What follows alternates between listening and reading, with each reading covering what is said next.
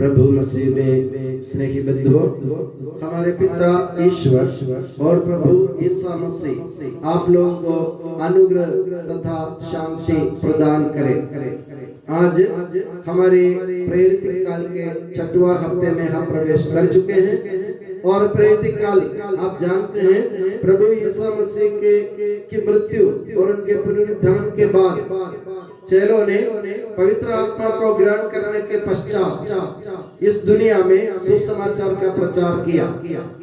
जो संदेश उन लोगों ने सुनाया, प्रभु यीशु मसीह के संदेश, उसके ऊपर विश्वास ना करते हुए जो लोग विद्रोह करते थे, उनको कड़ी चेतावनी देते हुए प्रभु यीशु मसीह कहते हैं, तुम ईश्वर के वचन पर ध्यान दो और ईश्वर की वाणी का अनुसरण और अनुकरण करो। अगर तुम ईश्वर की वाणी की अनसुनी करोगे और ईश्वर की वाणी के अनुसार नहीं चलोगे तो तुम्हारे ऊपर बहुत बड़ी विपत्ति आएगी। और प्रभु यीशु मसीह ने उन लोगों को 2 उदाहरण सुनाए।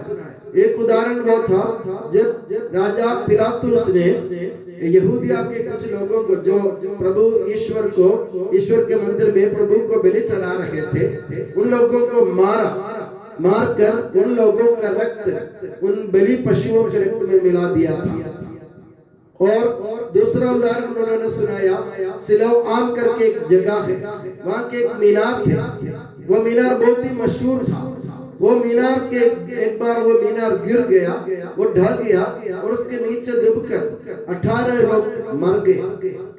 तो अक्सर यहूदी लोग ऐसा सोचते हैं, अगर कोई ऐसे दुर्घटना में, हादसा में मर जाता है, उदाहरण के लिए जब बलि चढ़ा रहा है, कोई बलि चढ़ा रहा है और उनको मार रहा है कोई, तो लोग यहूदी लोग समझते थे कि ये लोग पापी हैं। और ऐसा दुर्घटना, एक मीनार के गिरने से 18 लोग मर गए, तो लोग समझते थे वे लोग पापी थे इसलिए मर गए, इसलिए ऐसे दुर्घटना हुई। मगर प्रभु यीशु मसीह कहते हैं, वे सब लोगों से अधिक पापी नहीं थे, वे भी साधारण इंसान थे और तुम्हारी तरह थे। और अगर तुम ईश्वर की वाणी पर ध्यान नहीं दोगे, ईश्वर की वाणी का अनुसरण नहीं करोगे, ईश्वर की वाणी की अनसुनी करोगे, तो तुम भी उनके जैसे मर जाओगे।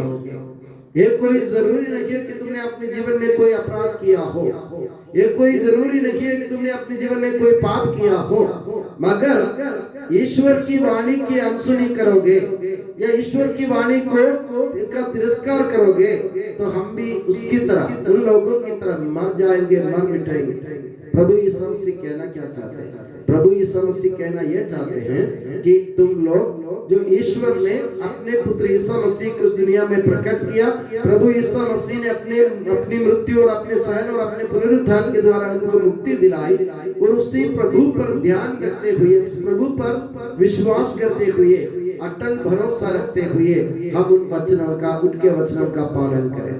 ईश्वर की वाणी की अनसुनी कभी जिंदगी में ना करें। आप लोग याद रखें, जब प्रभु ईश्वर ने मूसा के नेतृत्व में इस्राएली लोगों को कनान देश ले जा रहे थे, मिस्र देश की गुलामी से छुड़ाकर कनान देश ले जा रहे थे, वे लोग 30 साल तक मरुभूमि में भटकते रहे। 30 साल। कारण क्या है? क्योंकि उन लोगों ने प्रभु के खिलाफ विद्रोह किया था, ईश्वर के खिलाफ विद्रोह किया था। तो जो भी इस दुनिया में ईश्वर के खिलाफ विद्रोह करता है वो टिक नहीं पाएगा, वो सबके सब नष्ट हो जाए, वे सबके सब नष्ट हो जाएंगे। इसलिए मेरे प्यारे बंधुओं, हमें क्या करना है? प्रेरित काल में प्रभु यीशु मसीह हमको सचेत करते हैं। प्रभु यीशु मसीह के वचन प्रेरितों ने सुनाया, प्रभु यीशु मसीह के चेलों ने सुनाया और उनके चेलों ने हम लोगों को सुनाया। आज हम प्रभु ईश्वर की वाणी सुन रहे हैं, उनके ईश्वर की वाणी का हम अनुभव कर रहे हैं, तो हम अपने जीवन में ईश्वर की वाणी को स्वीकार करें, ईश्वर के शब्द को स्वीकार करें और हम लोग ईश्वर की वाणी के अनुसार अपने जीवन को बदलने की कोशिश करें। इस्राएली लोग इसलिए पिट गए थे कि वे लोग ईश्वर पर कभी ध्यान नहीं देते थे, वे लोग आपस में लड़ते झगड़ते थे, वे लोग आपस में मारते पीटते थे, वे लोग आपस में रंजिश रखते थे, वे लोग आपस में बैर करते थे, घृणा करते थे, उनके मन में जलन होता था, इसलिए वे प्रभु के पास नहीं जा पाए। तो हमें क्या करने की जरूरत है?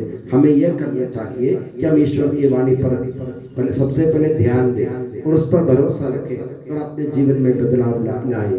अपने जीवन में अगर कोई छोटी मोटी गलती हुई हो, हम प्रभु से माफी मांगे और अपने जीवन को प्रभु के सामने हम मंदिर में बैठे प्रभु के सामने अपने जीवन को रख दे और प्रभु से बोल दे, अगर मुझसे कोई गलती हुई हो प्रभु मुझे सदैव माफ कर दे। मैं आज से अब से मैं अपने जीवन में परिवर्तन लाऊंगा और मैं अपने जीवन तुम्हारे लिए अर्पित करूंगा।